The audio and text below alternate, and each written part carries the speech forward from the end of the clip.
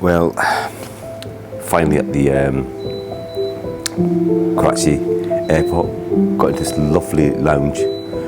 Brilliant. I couldn't recommend it highly enough, to be honest with you. 10 quid gets you in. The flight's been delayed for approximately, the flight didn't leave now until 7:20, so this is great. What an end to Pakistan series. It's been a lot of highs and a lot of lows, all the way through from Karachi, Islamabad, the north, Balochistan, Peshawar, and Afghanistan. Afghanistan is a mega story, which I will talk about in another video.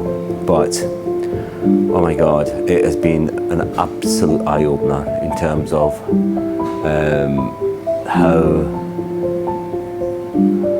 the country is run in Afghanistan. It's pretty challenging, to say the least. And I think, you know, when you go to these places, the first thing you realise is the people are incredible. The people are absolutely second to none. But the people that run the country, I think that's where the challenge comes in. And oof, what can I say? I mean, I literally had to cut short my stay in Afghanistan and get out of the country ASAP. I will do the full video later on once I get back.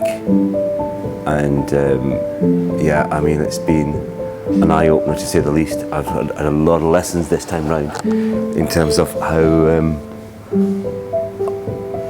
I don't know, because I always want to I always want to go to a country and see it from my own eyes. Do you know what I mean? It's like, I don't want a guide, because then you can only, with a guide, I feel as if I'm not going to get my own experience, and that's the way I want to travel.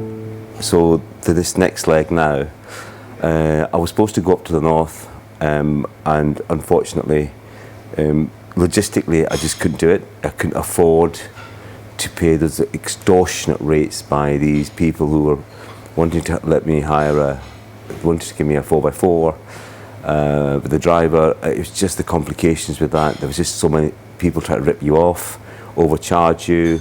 Worked out the cost implications in terms of how many videos I could actually make, and I just couldn't justify the cost. But next time I'm coming back, I'm going to be much more prepared. I will sort that out myself, and I'll go on my own volition and show you the north of Pakistan and its beauty.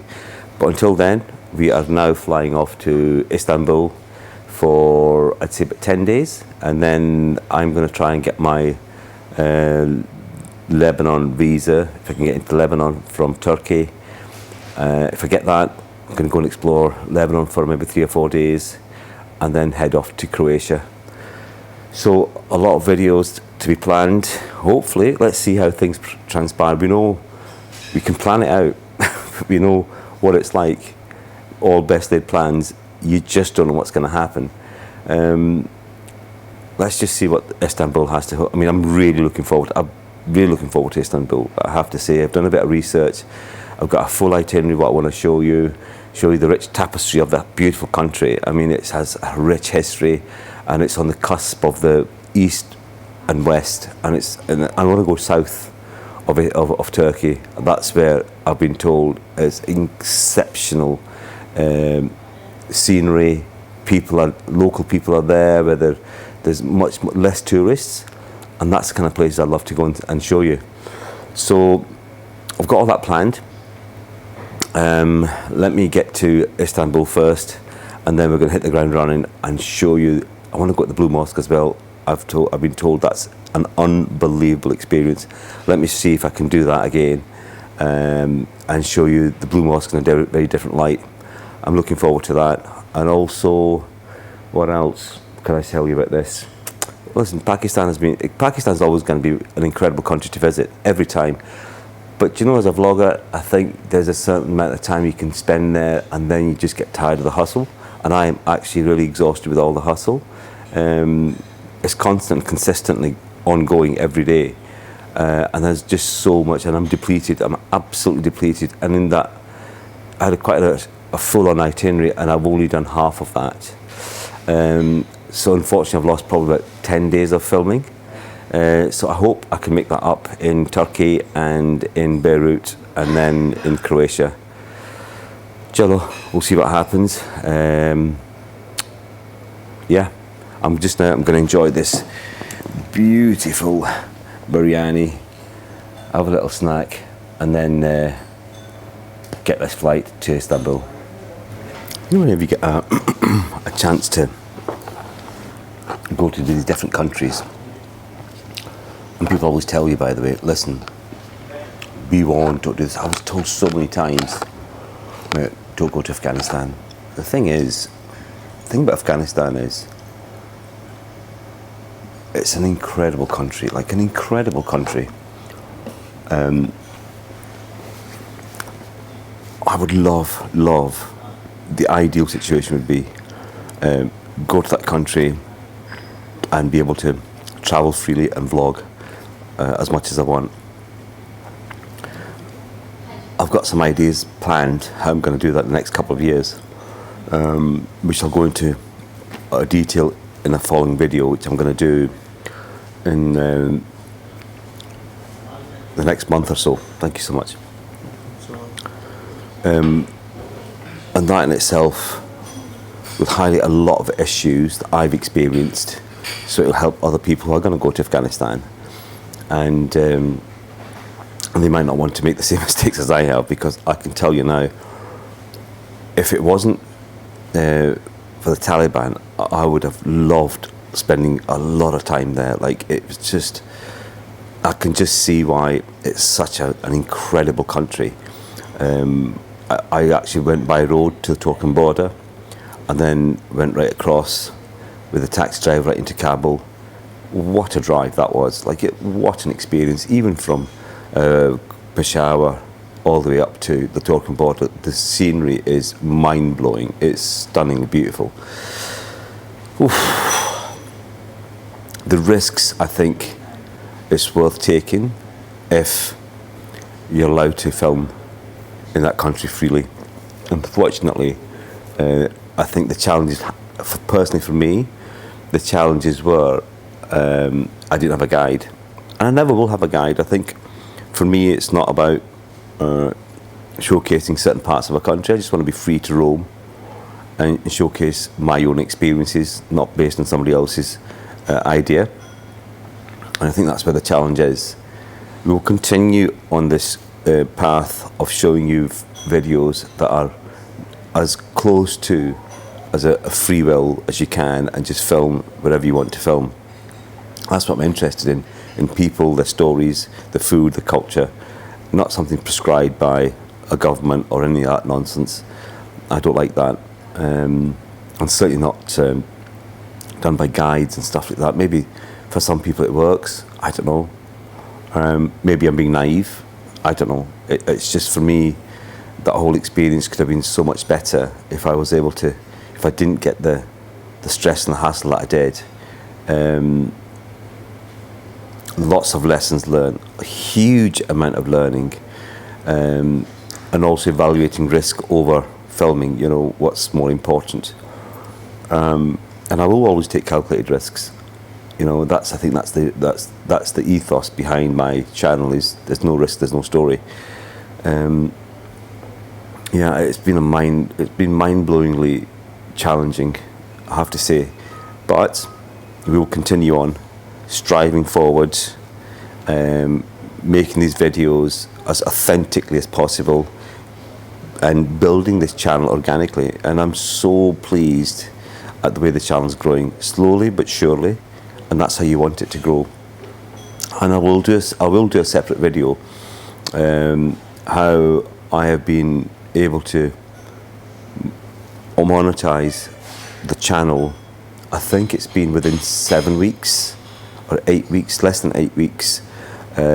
I've just got an email through a couple of days ago to become a paid partner with YouTube, which is fantastic, and all the ups and downs that go along with it, and how you can, anyone, if I can do it, I can guarantee you anyone should be able to do the same. It's persistency, consistency, and patience. That's all it is. and being steadfast in what you do, and just be as original as you can. Don't pretend to be somebody else. Don't mimic anybody else. Find your own voice. Find your own style of vlogging. Whatever type you want to vlog, whatever you want to vlog, just get your own style. Be different. Be yourself, and that eventually will pay off. And make as many mistakes as you can. I mean, that's the whole idea about this whole vlogging malarkey, is to learn and grow from making your own mistakes. And if you don't make your mistakes, you know, you do a short. There's no shortcuts in this, by the way. Absolutely not. See all that nonsense where people say, "Oh, I can buy you subscribers." Forget all that crap. It's never going to work. It will do your channel no justice at all. It will actually hinder your channel. Be organic, be original, be authentic, be patient, and you watch. It just happens. It happens slowly. It happens, you know, consistently. You just have to be patient and consistent, and within that journey, you will learn exponentially. And from my own experience, I'm so grateful I pushed myself to learn how to edit my own videos, because I just don't want to hand over my art to somebody else and then they decide what goes in those videos. Absolutely not. Not at the beginning. I need to find my own feet, find my own voice, find my own style of vlogging and editing. So how would you do that if you hand that over to somebody else? So in that respect, I think I'm so thrilled that I've had this opportunity to start this channel. I procrastinated for years. You'll see in the early videos my level of procrastination and my lack of self-belief, lack of self-confidence. But you stay steadfast, be positive, have a good support system around about you, you know, get the right people behind you to support you, and it will definitely change your path. I'm 100%, I believe that, and I have a real sense of purpose why I'm doing this, you know. And I think everyone has their own reasons to set up a YouTube channel, and I have a very specific reason, and I want to set my own charity, Risk Your Lucky charity, and donate as much money as I can into that charity. And then any country I go to, we spend that money where people need it, you know, whether setting up schools, setting up, you know, places for people to have clean water, mental health, education, all that stuff and more. So that's my drive for this channel. I'm hoping we can be consistent in that, and maybe in 3, 4, 5 years, collectively we can make a huge change in people's lives and show that, you know. And I think that's the most rewarding experience, most rewarding way of doing this job. Like, this is a job at the end of the day, and it's like any business. You got to be due diligence. You've got to know and understand your business. And I researched YouTube for 5 years before I stepped into this, to understand the background, the back office part of the YouTube journey, and the algorithms, the analytics, all that stuff. You know, it's important to know and understand that.